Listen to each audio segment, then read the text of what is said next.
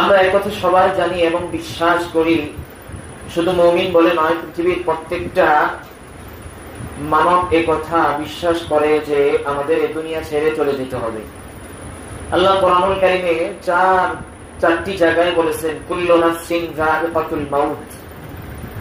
প্রত্যেকটা নফস, যার ভিতরে প্রাণ আছে, আত্মা আছে, রূহ আছে, জান আছে, হোক গাছপালা, হোক পশু পাখি, হোক মানব, যাই কিছু হোক না কেন, প্রত্যেকের মৃত্যুর স্বাদ আস্বাদন করাই লাগবে, এতে কোনো সন্দেহ নেই। আল্লাহ রাসূল সাল্লাল্লাহু আলাইহি ওয়াসাল্লাম যেহেতু দুনিয়া থেকে বিদায় নিছেন, এটা নিশ্চিত যে আর কেউ দুনিয়াতে থাকতে পারবে না। কারণ দুনিয়াতে থাকার ক্ষমতা একজনেরই ছিল, যদি কেউ থাকতেন তিনি হলেন রাসূল করিম সাল্লাল্লাহু আলাইহি ওয়াসাল্লাম। যেহেতু উনি নাই, উনি চলে গেছেন, এই কথা আর অবিশ্বাসের সুযোগ নাই যে আমরা দুনিয়াতে থাকব। আমরা সবাই দুনিয়া থেকে বিদায় নিব। আইনামা তাকুনু ইউদরিকুমুল মাউত ওয়ালাউ কুনতুম ফি বুরুজিন মুশাইয়াদা। আল্লাহ বলেন, দুনিয়ার মানুষ, তোমরা যদি মৃত্যু থেকে বাঁচার জন্য, মৃত্যু থেকে রেহাই পাওয়ার জন্য মজবুত প্রাচীরেও আশ্রয় নাও, তবুও তোমরা আমার মৃত্যু থেকে বাঁচতে পারবে না।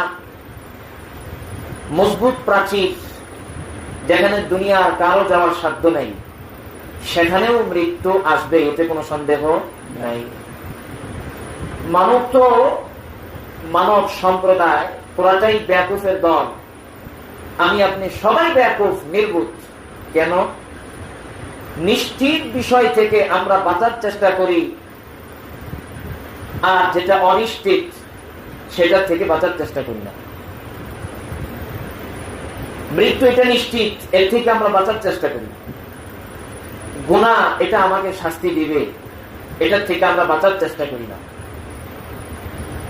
এই জন্য আল্লাহ রাসূল সাল্লাল্লাহু আলাইহি ওয়াসাল্লাম বলেন, দৈনন্দিন জীবনে, দৈনন্দিন প্রত্যেক দিন বেশি বেশি করে মৃত্যুর কথা স্মরণ করো, সর্বনিম্ন 20 বার। এতে করে ফায়দা কি? এতে করে ফায়দা হলো, গুনাহ তোমার দ্বারা হওয়া সম্ভব নয়, যদিও হয়ে যায় এরপরেও তুমি আল্লাহর কাছে তওবা করবে। মৃত্যু থেকে আমাদেরকে কবরে যেতে হবে, পরকালে যেতে হবে। আর পরকালে যে একটা জগৎ আছে, সেই জগতে আমাদেরকে থাকতে হবে লম্বা সময়, লম্বা টাইম। সেখানে আমাদের মুআমালা হবে, আমাদের হিসাব হবে। আল্লাযী খালাকাল মাউতা ওয়াল হায়াতা লিয়াবলুয়াকুম আইয়ুকুম আহসানু আমালা। আল্লাহ বলেন, আল্লাযী খালাকাল মাউতা ওয়াল হায়াত, আমি আল্লাহ মৃত্যু এবং হায়াত নামক দুইটা জিনিস বানাইলাম। কেন জানো? লিয়াবলুয়াকুম আইয়ুকুম আহসানু আমালা।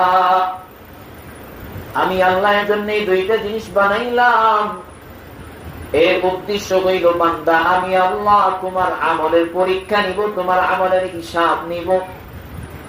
আইয়ুকুম আহসানু আমালা, বান্দা কার আমলটা বেশি সুন্দর, কার আখলাক বেশি ভালো, কার লেনদেন বেশি ভালো, কার আমলটা কত সুন্দর। বান্দা তুমি নামাজ পড়ো, তোমার নামাজটা রাসূলের সুন্নাত মোতাবেক হয়েছে কিনা, এটা পরীক্ষা করার জন্য আমি আল্লাহ তোমারে বানাইলাম। অতএব বান্দায় কথা মনে কইরো না, দুনিয়ার এই হায়াত থেকে যাওয়ার পরে কবরে আর হিসাব নেওয়া হবে না। কবরের জগতে তোমার আমলনামার মুহাসাবা হবে না, এই কথা তুমি মনে কইরো না। ইকতারাবা লিন-নাসি হিসাবুহুম ওয়া হুম ফি গাফলাতিন মু'রিদুন। আল্লাহ বলেন, মানুষের হিসাবের সময় ঘনিয়ে আসছে, হিসাবের সময় নিকটবর্তী, আর মানুষ এই হিসাব থেকে দূরে রয়েছে, হিসাব সম্পর্কে গাফিল, উদাসীন। আমার জীবনের প্রত্যেকটা সেক্টর থেকে হিসাব নেবেন আল্লাহ। কিভাবে আমি আমার সময়টা পার করলাম, কিভাবে আমি লেনদেন করলাম, কিভাবে আমি উপার্জন করলাম, কিভাবে আমি খরচ করলাম, টোটাল জীবন কিভাবে খরচ করলাম, এটার হিসাব নেবেন আল্লাহ। এটার সময় খুব নিকটবর্তী, কিন্তু আমরা সেই হিসাব থেকে পিছনে দূরে।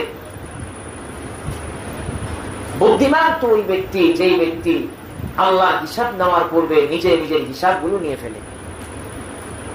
হিসাব নেওয়ার ফলে ফায়দা হবে কোনটা কমতি আছে আর কোনটা খারাপ আছে, কোনটার ভিতরে নোকসান আছে, সেগুলোর ঘাটতিকে পূরণ করা যায়।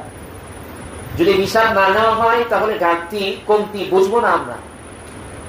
পরকালে যে যাওয়া লাগবে সব কিছুর হিসাব হবে। যদি আমি দুনিয়াতে হিসাব নিয়ে ফেলি তাহলে আমার আপনার হিসাবটা সহজ হয়ে যাবে। এজন্য বেশি বেশি করে হিসাব নেওয়া, যে কতটুকু আমি আখিরাতের লাইনে আগাইলাম, আমার আমল নামাটা আমার জীবনের লিস্টিতে, আমার আমল নামার লিস্টিতে কতটুকু নেক কাজ যুক্ত হলো। কারণ ওই জগৎটা এমন একটা জগৎ, যেই জগতে একচুল পরিমাণ দুর্নীতি হবে না। দুনিয়ার এই জীবনে প্রত্যেকটা সেক্টরে দুর্নীতি হয়। সরকার দলীয় লোক হলে ছাড় পাওয়া যায়, আর বিরোধী দলীয় লোক হলে ছাড় পাওয়া যায় না। বিপদে পড়লে যদি সে আমার দল করে তাহলে তার উপকার করা হয়, আর যদি সে আমার দল না করে তাহলে তার উপকার করা হয় না। দুনিয়ার নিজামটা এমন হয়ে গেছে, প্রত্যেকটা সেক্টরে দুর্নীতি আর দুর্নীতি, যার কারণে আমার আর আপনার জীবনটা চলা কষ্টকর হয়ে গেছে। বিশেষ করে যারা দরিদ্র ফ্যামিলি, মধ্যবিত্ত যারা আছে, তাদের জীবনটা তো চলা বহু কষ্টকর। প্রত্যেকটা সেক্টরে দুর্নীতি আর দুর্নীতি। এই দুর্নীতি রুখতে যাবেন আপনি, সম্ভব হবে না, আপনি পারবেন না, এটা সম্ভব হবে না। তো পরকালে কোনো দুর্নীতি হবে না। আপনি যা করবেন, যা উপার্জন করেছেন দুনিয়ার এই হায়াতে, তাই পাইবেন। فمن يعمل مثقال ذرة خيرا يره ومن يعمل مثقال ذرة شرا يره।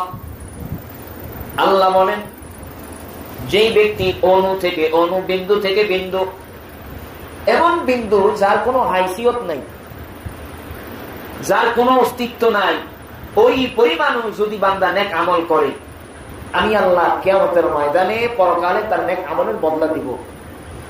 আর যদি অণু থেকে অণু গুনাহ করে, আমিও আল্লাহ তার বদলা দিব।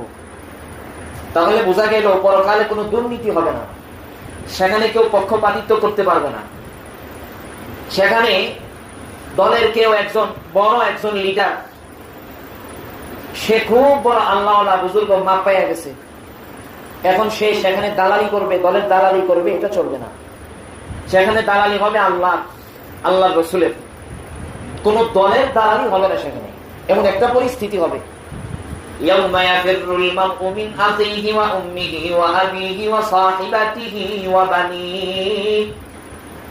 আল্লাহ বলেন পরকালের জগৎটা এতটা ভয়াবহ হবে, এতটা কঠিন হবে, এতটা করুণ পরিস্থিতি হবে। বাপ সন্তান থেকে পালাবে, মা সন্তান থেকে পালাবে, সন্তান মা বাপ থেকে পালাবে, আত্মীয় স্বজন একে অপর থেকে পালাবে, কেউ একজন আরেকজনকে দেখা দিতে চাইবে না। এমন একটা কঠিন পরিস্থিতি হবে। একজন মনে করবে, ভাই যদি ওর সাথে আমার দেখা হয়ে যায়, আমার বাবার সাথে যদি আমার দেখা হয়ে যায়, তাহলে হয়তো বা আমার একটা নেক দেওয়া লাগবে। এমন একটা করুণ পরিস্থিতি হবে। আমি আপনি বিষয়টা অনুধাবন করতে পারছি না, বিষয়টা বুঝতে পারছি না যে কিয়ামতের ময়দানে কতটা ভয়াবহ পরিস্থিতি হবে। কিয়ামতের ভয়াবহ পরিস্থিতিটা আমি আপনি বুঝতে পারছি না। কেন? কারণ সেটার বাস্তব চিত্র আমার আর আপনার সামনে নাই। দেখেন, যদি আমার আর আপনার কোন একটা অঙ্গ কাইটা যায়, একমাত্র ওই ব্যক্তি বুঝে যে তার কি পরিমাণ যন্ত্রণা, এটা তার সামনে উপস্থিত। আর আমি আপনি বুঝবো না এটা যে তার কি পরিমাণ যন্ত্রণা।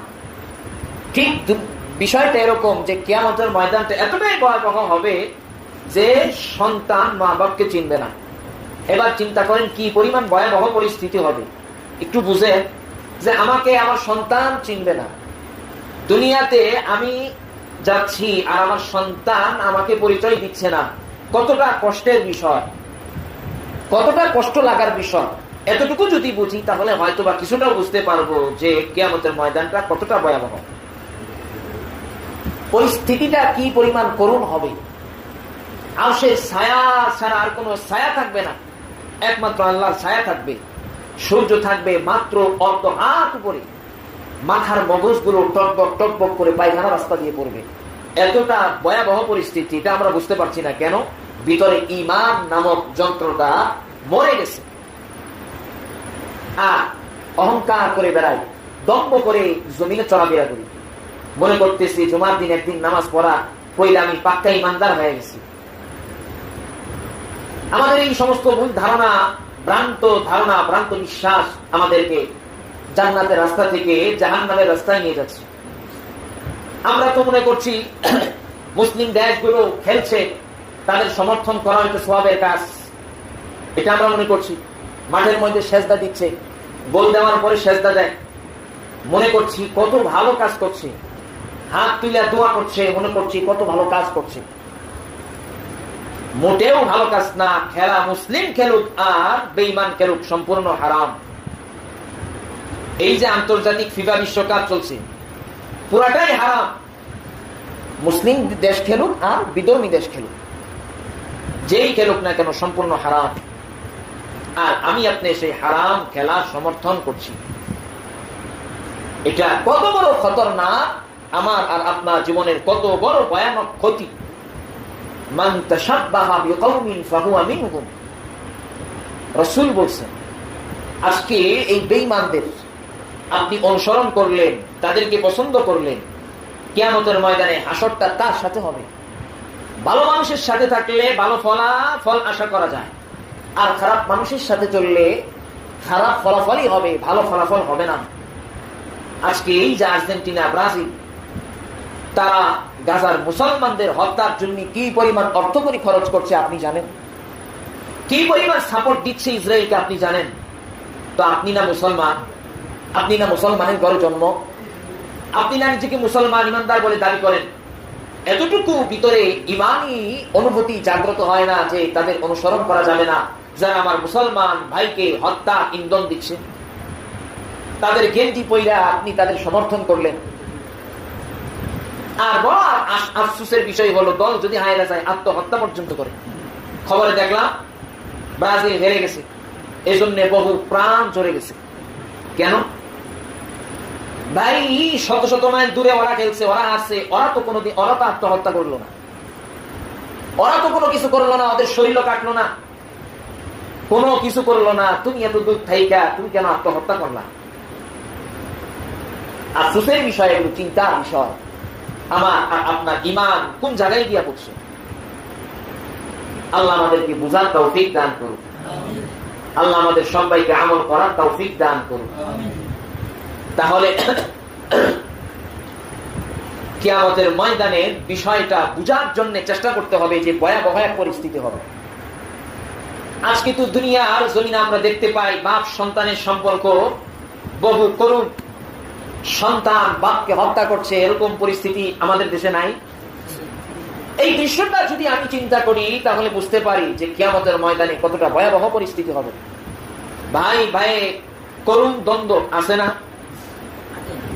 তাহলে আমরা এই বিষয়টা যদি একটু অনুভব করি তাহলে এতটুকু মনে হয় অন্তরে অনুমতি জাগ্রত হবে যে কিয়ামতের ময়দানে ভয়াবহ পরিস্থিতি হবে, যে এই পরিস্থিতিতে সন্তান আমাকে চিনবে না, মা বাবা আমাকে চিনবে না, ভাই আত্মীয় স্বজন সবাই দূরে সরে যাবে, আমি একা, আমি আমার জীবনের মোকাবেলা করব, আমি আমার পুরা জীবনের হায়াতের হিসাব আমি একা দিব, কেউ দিবে না। এতটা করুণ পরিস্থিতি হবে যে মুখ বন্ধ হয়ে যাবে, মুখ আল্লাহ বন্ধ করে দিলেন। মুখ দ্বারা মানুষ মিথ্যা কথা বলে, মানুষ এতটাই নিমুখ হারাম যে কিয়ামতের ময়দানে সেখানেও মিথ্যা কথা বলবে। আল্লাহ পাক এই জন্যই শুরুতেই প্রথমেই মুখটা বন্ধ করে দিবে, বান্দার জবান বন্ধ হয়ে যাবে, বুবা হয়ে যাবে, বান্দা কথা বলতে পারবে না। বান্দার হাত কথা বলবে, কোন জায়গায় কার জমি দখল করছে, কাকে অন্যায় ভাবে হত্যা করেছে, কাকে অন্যায় ভাবে খুন করেছে, কার উপর অন্যায় ভাবে জুলুম করেছে, হাত কথা বলবে, চক্ষু কথা বলবে, চক্ষু দ্বারা কি অপরাধ করেছো, দেমাগ কথা বলবে, দেমাগ দ্বারা কি চিন্তা ভাবনা করেছো, পাও কথা বলবে, পুরা অঙ্গ পতঙ্গ কথা বলবে, কোন অঙ্গ পতঙ্গ দ্বারা আমি আপনি কি গুনাহ করেছি। বুঝেন কেমন ভয়াবহ পরিস্থিতি হবে। এবং পরিস্থিতির এমন করুণ পরিস্থিতিতে যদি আমি আপনি সঠিক উত্তর জবাব না দিতে পারি, আমার হায়াত সম্পর্কে সঠিক বিষয়গুলা উপস্থাপন করতে না পারি, তাহলে পরিস্থিতি কি হয়ে দাঁড়াবে? অনুপরিমাণও আমরা মিথ্যা কথা বলতে পারবো না আমল সম্পর্কে। বান্দা আমল সম্পর্কে এক চুল পরিমাণ মিথ্যা কথা বলবে না। এক হাদিসে আসছে আল্লাহ 3 ব্যক্তিকে সামনে আনবেন। একজন হলো বহু বড় দানবী, অনেক দান করতেন। আল্লাহ তাকে জিজ্ঞেস করবেন, বান্দা তুমি দুনিয়াতে কি আমল করছো, আমার জন্য কি নিয়ে আসছো? বান্দা বলবে, আল্লাহ আমি আপনার জন্য অঢেল সম্পদ যে আল্লাহ আপনি আমাকে দিয়েছিলেন সেটা আমি আপনার রাস্তায় দান করছি। আল্লাহ বলবেন, মিথ্যা কথা, মিথ্যা কথা বলেছো তুমি, তুমি আমার জন্য দান করো নাই, লোক দেখানো, যাতে করে লোকেরা তোমাকে বড় দানবীর মনে করে, এজন্য তুমি দান করেছো। আল্লাহ ফেরেশতাদেরকে বলবে, তাকে টেনে গিয়ে জাহান্নামে ফেলে দাও। আরেক প্রকার মানুষ বড় ইবাদত গুজার, অনেক ইবাদত করত, রাত ভর তাহাজ্জুদ, 5 ওয়াক্ত নামাজ, সবার আগে মসজিদে হাজির। আল্লাহ বলবেন, তুমি দুনিয়ার এই হায়াতে কি করছো? আল্লাহ এই আমলগুলো নিয়ে আসছি। আল্লাহ বলবেন, না তুমি আমার জন্য আমল করো নাই, লোক দেখানো আমল করছো। আল্লাহ বলবেন, অনেক জাহান্নামে ফেলে দাও। তৃতীয় প্রকার বড় আলেম, অনেক বড় জ্ঞানের অধিকারী, আল্লাহর সামনে হাজির করা হবে। তোমাদের আমি যে জ্ঞান দিছিলাম সেই জ্ঞান দিয়া তুমি কি করছো? বলে, আল্লাহ আমি আপনার জন্য কাজ করছি। বলে, মিথ্যা কথা, তুমি লোক দেখানো কাজ করছো। অরেও আল্লাহ জাহান্নামে ফেলে দিবেন। বোঝা গেল এক চুল পরিমাণ মিথ্যা কথা বলার সুযোগ নাই। নিশ্চিত এই কথা, তাহলে কেন আমি আপনি পরকালে সামানা কেন বুঝাচ্ছি না? আল্লাহ রাসূল বলেন, আল কাইসু মান দানা নাফসাহু ওয়া আমিলা লিমা বা'দাল মাউত ওয়াল আজিজু মান আতবা'a নাফসাহু হাওয়াহা ওয়া তামান্না আলাল্লাহ। আল্লাহ নবী বলেন, প্রকৃত বুদ্ধিমান ওই ব্যক্তি, প্রকৃত জ্ঞানী ওই ব্যক্তি। দেখেন আল্লাহ রাসূল কি বলেন, আল কাইসু মান দানা নাফসাহু ওয়া আমিলা লিমা বা'দাল মাউত। মৃত্যুর পরবর্তী জীবনের জন্য যে ব্যক্তি নিজের সামানাগুলো গুছায় নিবে, মৃত্যুর পরবর্তীতে অর্থকরীর কোনো কাজে আসবে না, ধনের পাওয়ার কোনো কাজে আসবে না, শক্তির পাওয়ার কোনো কাজে আসবে না, মান সম্মান ইজ্জতের শক্তি কোনো কাজে আসবে না। ওই জায়গায় একটা জিনিস চলবে, সেটাই হলো আমল। ওই আমলকে কতটুকু গুছাইছে। আল্লাহ রাসূল বলেন, যেই ব্যক্তি যত বেশি গুছাইছে ওই ব্যক্তি প্রকৃত বুদ্ধিমান। যে ব্যক্তি মৃত্যুর পরবর্তী হায়াতের জন্য নিজের আমল নামা ভালো করে গুছাইছে ওই ব্যক্তি প্রকৃত বুদ্ধিমান। ওয়াল আজিজু মান আতবা'a নাফসাহু হাওয়াহা ওয়া তামান্না আলাল্লাহ। আর প্রকৃত নির্বোধ, দুর্ভাগা, হতভাগা ওই ব্যক্তি, যেই ব্যক্তি মৃত্যুর পরবর্তী জীবনের জন্য আমল নামা গুছাই নাই, আমল করে নাই, নেক আমল করে নাই, ওই ব্যক্তি প্রকৃত হতভাগা, নির্বোধ। টাকা পয়সা না থাকলে রাসূল বলেন প্রকৃত নির্বোধ না। সম্মান নাই, আমার এলাকায় কোনো মূল্যই নাই, আমি প্রকৃত নির্বোধ না। রিকশাওয়ালাও যদি হই, যদি আমি ঠিক মতো 5 ওয়াক্ত নামাজ আদায় করি আর হালাল হারাম মেনে চলি, রাসূল বলছেন আমি প্রকৃত বুদ্ধিমান। পুরা সময়টা তো ইবাদত করার জন্য আল্লাহ বলেন নাই। আমি তো সব সময় কথা বলি, 5 ওয়াক্ত নামাজ পড়বেন সময় মতো, আর গুনাহগুলো ছেড়ে হালাল পন্থায় আপনি আপনার রুজি উপার্জন করবেন, আপনার জন্য জান্নাত নিশ্চিত। পুরা সময় দেওয়া লাগবে না, পুরা সময়টা আপনি আপনার কাছে ব্যয় করেন, অর্থ রুজি উপার্জনের জন্য ব্যয় করেন। আল্লাহ কোরআনে বলছেন, ইয়া আইয়ুহাল্লাযীনা আমানু কুলু মিন তাইয়্যিবাত মা রাযাকনাকুম। হে ঈমানদারগণ, তোমরা হালাল রুজি উপার্জনের জন্য বের হয়ে পড়ো, হালাল রুজি উপার্জন করো। আল্লাহ নিজেই নির্দেশ দিলেন। তো আল্লাহ নিজেই বললেন হালাল রুজি উপার্জন করো, মানে পেট চালানোর জন্য, তোমার পরিবারের জন্য, তোমার সন্তান সন্তানাদির জন্য খরচ করতে হবে, সেটা তুমি উপার্জনের জন্য বের হয়ে পড়ো। আল্লাহ নিজেই নির্দেশ দিলেন। তার মানে বোঝা গেল দুনিয়া কামানো হারাম না, হালাল। তবে সেখানে থাকতে হবে আল্লাহ এবং আল্লাহর রাসূলের নির্দেশিত পথ, সেই পথ অনুসরণ করতে হবে। আমি আপনি বানানো পথ, বিজাতিদের পথ অনুসরণ করলে সেখানে সেটা হালাল হবে না, বরং হারাম হবে। এজন্য প্রকৃত বুদ্ধিমান হওয়া লাগবে। প্রকৃত বুদ্ধিমান যদি হতে পারি, তাহলে আমার আর আপনার ঠিকানা হবে সুখের ঠিকানা, জান্নাত। আর যদি প্রকৃত বুদ্ধিমান না হতে পারি, তাহলে আমার আর আপনার ঠিকানা চির সুখের ঠিকানা জান্নাত হবে না, বরং আযাবের জায়গা, কষ্টের জায়গা জাহান্নাম আমার আর আপনার ঠিকানা হবে। এজন্য আমরা নিয়ত করতে পারি আজকে থেকে, যে আমরা 5 ওয়াক্ত নামাজ ইনশাআল্লাহ আদায় করব। 5 ওয়াক্ত নামাজের আগে পরে সুন্নত আছে, কিছু গুরুত্বপূর্ণ সুন্নত।